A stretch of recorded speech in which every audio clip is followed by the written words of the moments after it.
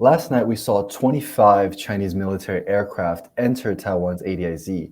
When China does this, what's the point and what is it hoping to gain?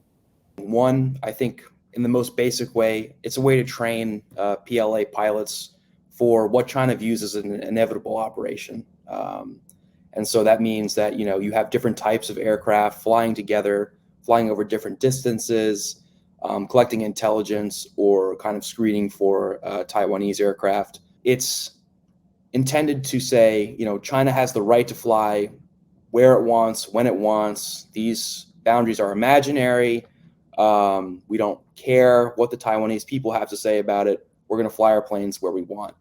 And so it's a means to degrade Taiwanese sovereignty. And it's also an intimidation tactic to say to Taiwan, yeah, we could attack you whenever we want.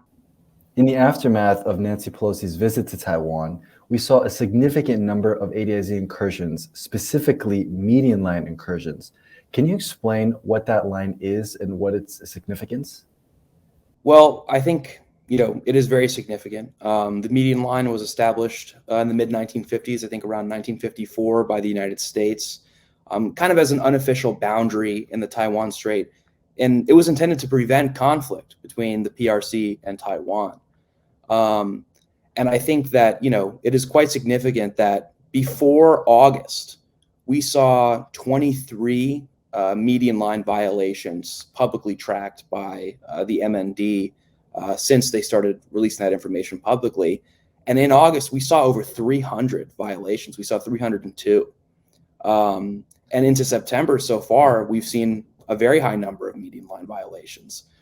I think it shows a very clear intent of the PRC that, they're attempting to demonstrate, look, there's no lines we're not going to cross, right? And you can take that idea as far as you'd like.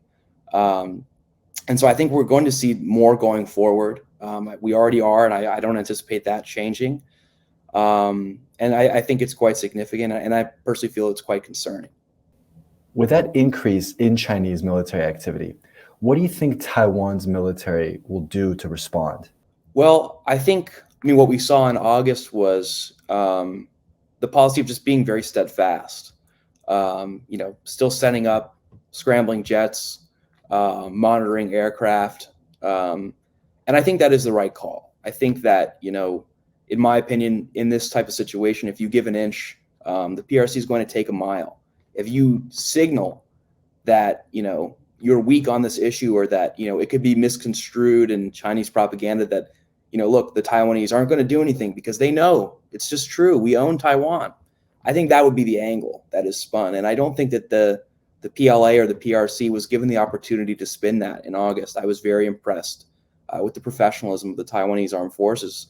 And I think it was demonstrated by the fact that, the PRC had to lie.